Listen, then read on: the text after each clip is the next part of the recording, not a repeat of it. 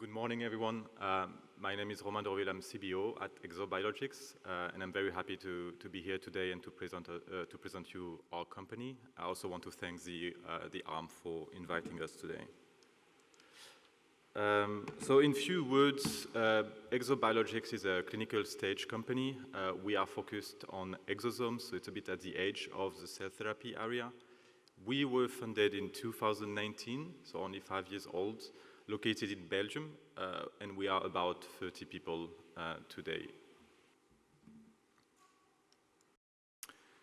So I'll start by explaining a bit more what are exosomes and more generally extracellular vesicles.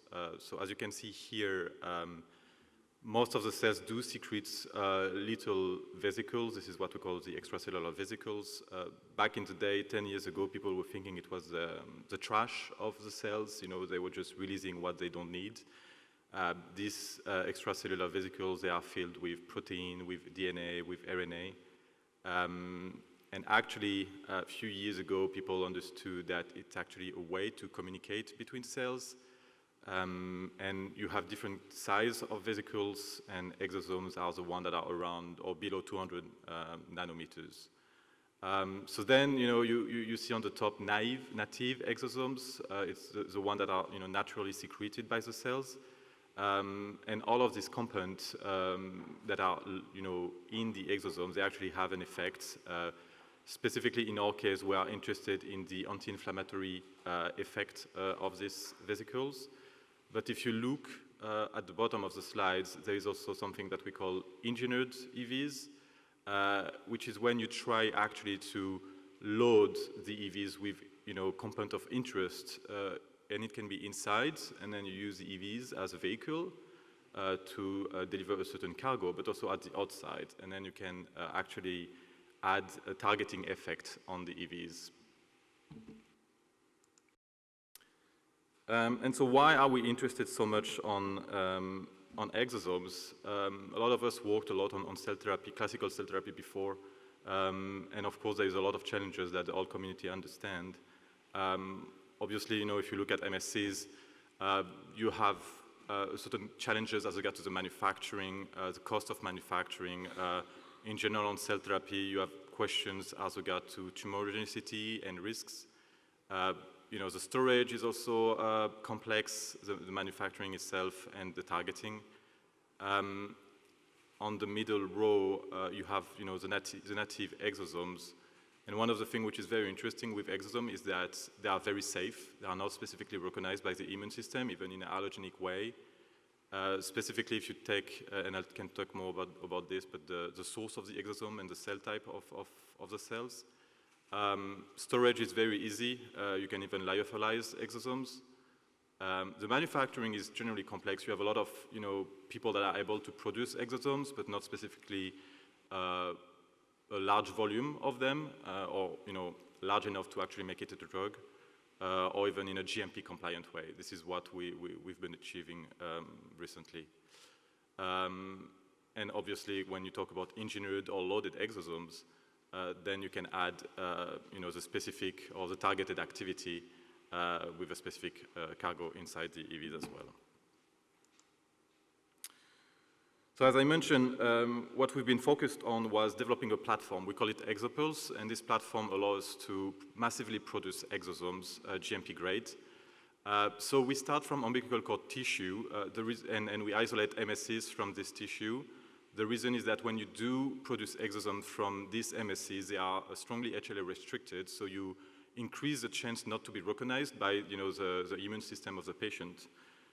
We do have a bioreactor-based process which allows to scale the production. We have small scale, intermediate scale. Just to give you an idea, with our intermediate scale, with one batch, we're able to supply our full phase 1/2. And we are also working on a further large scale for other indication that would not be rare. And we're also looking at automating the platform. So we have the ability to scale up. We also have a specific IP process that allows us to stimulate and promote the secretion of exosomes. We've developed the ability to purify specifically the population of interest. We also developed a way to load the exosome, as I mentioned, to produce engineered exosomes, for the moment with RNA. We also developed a panel, a testing panel to characterize the exosome and also to demonstrate to the authority that we know what we are producing and we can keep the mechanism of action. It's actually very important because we are the first company ever to start clinical trials in Europe with exosome, phase 1/2, derived by MSCs. So when we talk with the regulators, there were like no boxes for us. So we actually had to talk both with ATMP and biologics teams at EMA and kind of build this exotic way together with the regulatory bodies. So here's some data about our ability to load exosome, which is obviously very interesting for a lot of other companies. So when you start, ExoB01 is our lead asset. You have different ways of loading exosome. It can be mechanoporation, it can be electroporation, or even others. Basically, our control was, putting EVs with RNA, and when you mix them by diffusion, some of the RNA will actually go and transfer inside the EVs. This is basically our control and our baseline here. We then tried 2 different systems with different protocols, and the key message is that we managed to find a protocol and a system that allows us to load the exosomes with 300 times more particles of RNA than in the normal condition, which is very interesting for us for what we would say the second stage, the second step of EV development. And so here you go with our 3-axis strategies. So the first one is to use our naive exosomes in clinical. This is where we're in phase 1/2, and I'll talk more about it. The second stage is actually to load the exosomes to bring a specific targeting and maybe a different mechanism of action with a different molecule. And the third axis is actually to use our manufacturing, our GMP manufacturing capabilities together with the ExoPulse platform to help other companies to get to the clinical stage with their exosomes.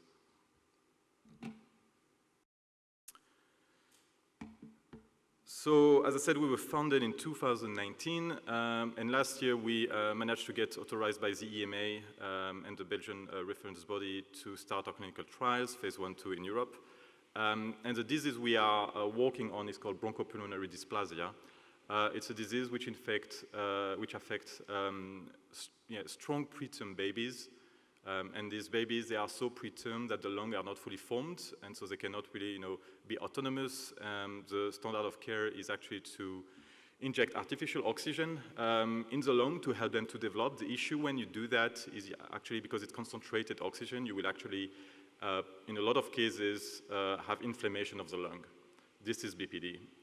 If you don't, if you don't treat this inflammation, you will have long-term consequences on the development of the baby, neurological and others. So it's a very, very serious, rare disease. And so what we do, we use our naive exosomes and their anti-inflammatory effect to try to reduce this inflammation. On the left, you can see a section of lung of rodent. This is alveoli, so it's lung tissue, perfectly normal. In the middle, we you can see the hyperoxia condition, and then you can see the degradation of the alveoli because of the inflammation. And then on the right, we have added our MSC-based EVs, and you can see a reconstitution of the lung, of the alveoli, in terms of number of alveoli, but surface as well. And this is due to the, the effect of the EVs. More than anti-inflammatory, you have also anti-fibrotic effects. And again, it's the same conditions, but you can see that when you are in hyperoxia, you have fibrosis, and so the tissue becomes to be very thick, very resistant, very hard, and obviously it's not interesting for the function of the lung. And again, because of the content of the EVs, we are able, at least in rodent, and we are seeing that in the human, or trying to see that in human, that we can show the anti-fibrotic effect of the EVs, which is very important to recover the function of the lung. So this is our pipeline. On the top, this is what I just explained. So the BPD indication where we are in phase 1-2. We've opened our site in Europe.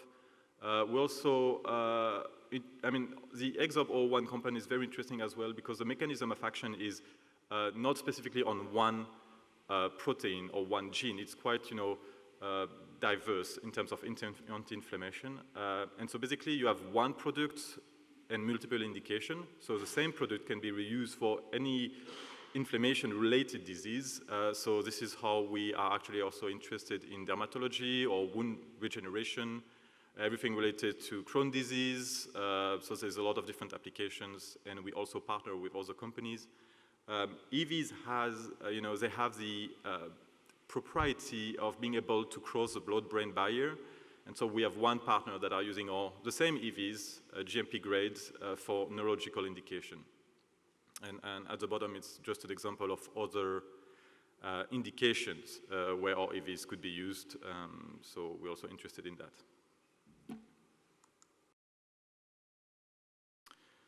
that. So we are manufacturing our EVs with our platform, and when we announced in 2023, so last year, that we were starting clinical trials with our EVs, a lot of companies came to us and asked us to help them because they're like, how do you produce large volume of EVs? How do you make it GMP?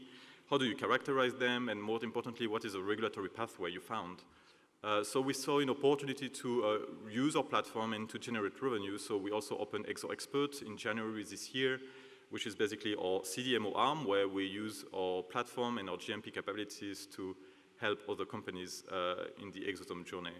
There's a lot of traction from people interested in EVs, from people that are on cell therapy, for instance, MSCs, but they want to see maybe they could use the exosomes of the MSCs rather than the MSCs itself, or people working in vivo gene therapy and they are looking for alternative to AAVs due to the toxicities or to LNP due to the immunogenicity.